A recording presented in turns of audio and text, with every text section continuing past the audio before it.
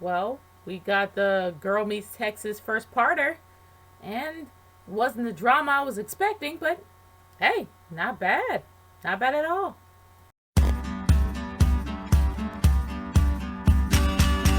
What's up, guys? Naturegirl 30 here again, and this is my personal review for Girl Meets Texas.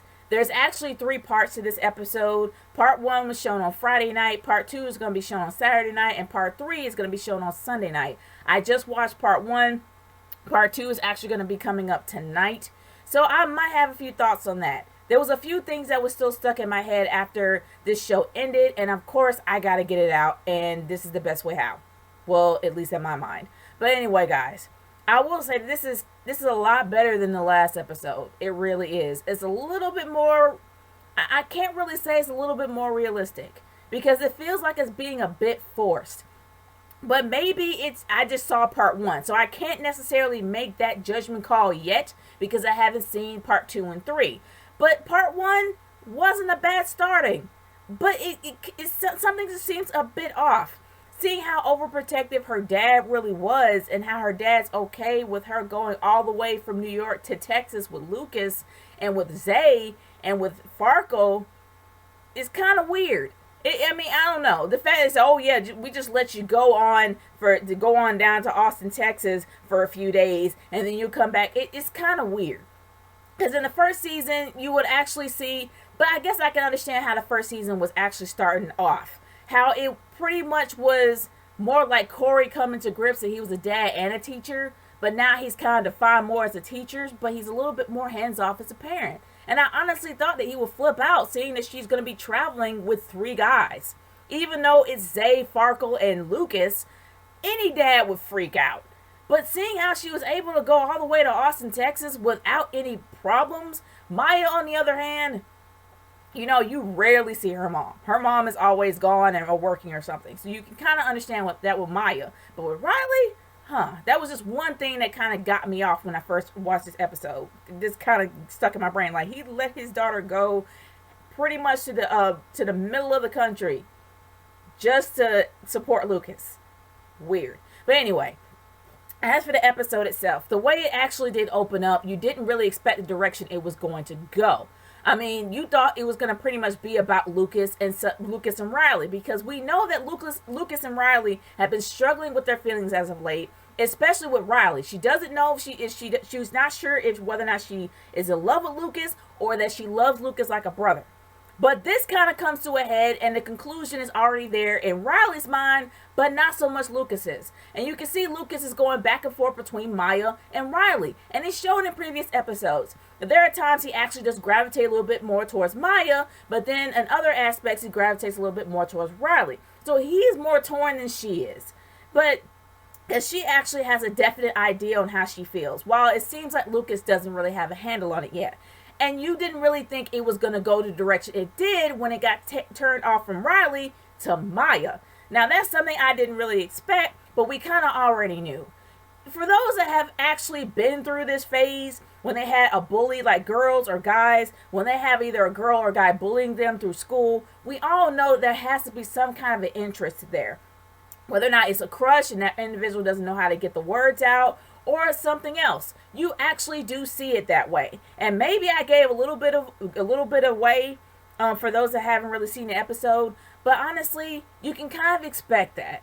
But it hasn't really come to a head fully yet, and it doesn't seem. You kind of want to figure out why it's going in this direction. Not so much that I don't want it to. It's just the fact that you're like, okay, how did it get here? And how did Riley, as ditzy as she's been for the last few episodes, somehow turn to an adult out the blue and come to this realization about her best friend? Something her best friend hasn't even been able to tell her, with reason of why she hasn't. And you see Riley actually starting to become into a mature adult. And it's great. I actually do like the growth. And I know that Corey went through the same thing with his phase in Boy Meets World. She's going through the exact same thing at that point. And I think that was a great change for her. And it's going to be a great change for Maya too. Something that you really just did not expect this to go in that direction. You didn't even expect her to react the way she did when and during that episode. And I'm doing my best not to give too much away. Because I know last time, for the last video I did, it was just an angry rant. I gave a lot away. And for those that really want to see the episodes for themselves, I would rather you want to see the episode for yourself than me give it fully away to you. But besides all that, this was a really decent episode. It was a good episode. It wasn't horrible or anything. There's a lot of things that kind of make me a bit concerned about the series going on down the line, and whether or not they're going to actually have a season 3. I mean, that season, I think that the last season is going to be season 3. I don't know if they're going to extend it out into high school, but I will say this. My biggest concern, and one thing I have noticed about this show, is that they're starting to take a little bit of the nostalgia away and focus it on the future. You can't do that for a nostalgia show. Everybody remembers Boy Meets World for what it was and for who the characters were, and it's stuck in our brains. It's stuck in our hearts. It was part of pop culture. You can't take that away. If you want to make it a non-nostalgia show, you should have had the same cast of kids, but different parents, different atmospheres. You could have done it that way, but you chose to take a nostalgia show and do the continuation of that nostalgia show. You got to keep the nostalgia in there. And somehow I'm starting to feel that whoever's producing the show is trying to take a little bit of that away. I don't know whether or not it's pressure or not, but you can kind of tell. I'm not saying that there has to be somebody from the old show in there every single episode, as long as it pertains to the story at hand, as long as it tells a good story. But you're not seeing as much of the parents as you think that they would be. They're not as hands-on as you think that they would be. You're rarely seeing anybody from the old crew, especially from the family members, which is expected, and I don't really care about that. But my biggest concern is that they're trying to take the nostalgia away from the show and just try to make it into something towards the future, which you can't do if it's based off a nostalgia show. I just hope that they don't really do that, and I hope they actually do continue into high school, because high school is when you can make it your own. Because they'll be away from everybody. Everything will be changing and be different. There won't be as much nostalgia, but there'll be a little bit there.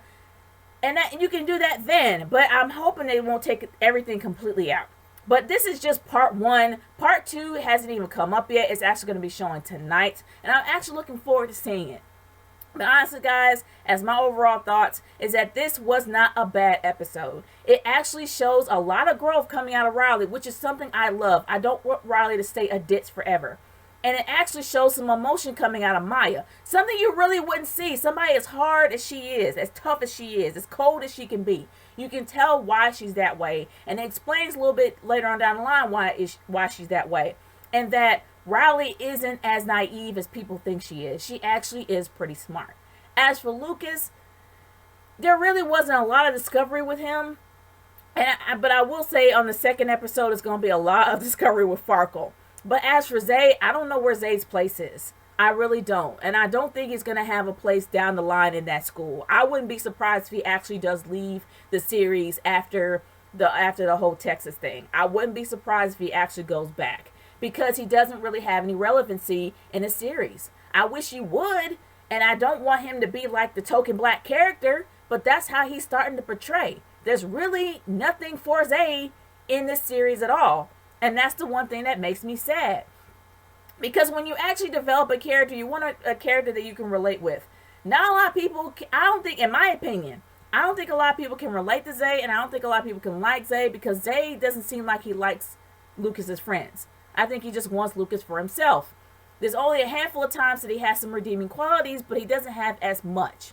As for Farkle, I love Farkle's growth. I really do. And I'm looking forward to the second episode just for Farkle. But then it also kind of comes ahead how Maya really truly feels. And it'll eventually come out. But guys, I'm looking forward to the second episode. What about you? What did you think about this, the first part of Girl Meets Texas? Leave a comment in the comment section below. I want to hear y'all's thoughts for those that actually do watch this show and like this show. Because I know I do. And I love the series. I enjoy the series still. It's huge nostalgia for me. But I also like what they're doing with the future, as well as with the youth of the cast. But guys, I want to hear your thoughts. Naturegirl 30 signing off. Peace out, guys. Later.